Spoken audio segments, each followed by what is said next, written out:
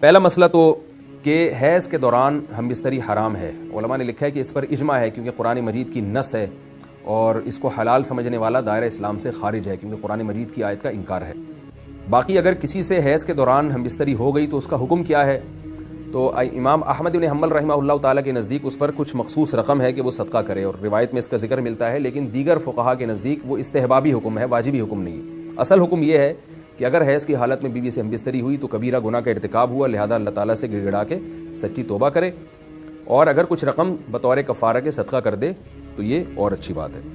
دوسرے ہمیں ایک بات یہ بھی پتہ چلی کہ اسلام طہارت اور صفائی کا مذہب ہے، کیونکہ ایام حیض میں عورت کو خون آتا ہے تو اللہ تعالیٰ نے اس دوران ہم بستری سے منع کیوں کیا، اس کی وجہ بیان کر دی. اس میں گندگی ہے، تو اللہ تعالیٰ معاشرے میں پاکیزگی چاہتے ہیں، طہارت چاہتے ہیں، اور صالح معاشرہ چاہتے ہیں کہ میرے بندے ایک صالح معاشرے کی تشکیل دیں. ہر وہ کام جس میں گندگی ہے اور ایک سلیم الطبع انسان کو جس کام سے گھن آتی ہے اس کام سے اللہ نے منع کیا. اس سے یعنی اسلام کے اس حکم کی رعایت ہمیں دوسری چیزوں میں بھی کرنی چاہیے. صرف یہیں گندگی نہیں ہے، ہمیں گندگی اور بھی بہت ساری چیزوں میں نظر آتی ہے لیکن ہم اس سے اوائڈ نہیں کرتے.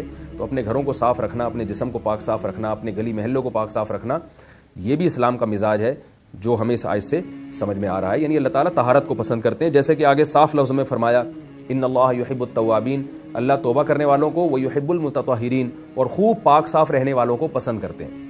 تو متطہر جو ہے نا، یہ مبالغے کا صیغہ ہے، تطہر سے نکلا ہے. کیا مطلب؟ بہت زیادہ طہارت کا اہتمام رکھنا، بہت زیادہ صفائی کا اہتمام رکھنا. ان لوگوں سے اللہ تعالیٰ محبت کرتے ہیں. تو اس میں رب بھی ہے. تواب کہتے ہیں گناہ سے توبہ کرنے والا، اور تطہر کہتے ہیں ظاہری نجاست سے اپنے آپ کو پاک کرنے والا. تو گناہ ایک باطنی گندگی ہے، اس باطنی گندگی سے طہارت کو توبہ کہا جاتا ہے، اور تطہر ایک ظاہری گندگی ہے، اس سے طہارت کو تطہر یا مطہر کہا جاتا ہے. تو اللہ تعالیٰ نے دونوں گندگیوں سے مسلمان کو بچنے کا حکم دیا کہ اعمال بھی گندے نہ رکھو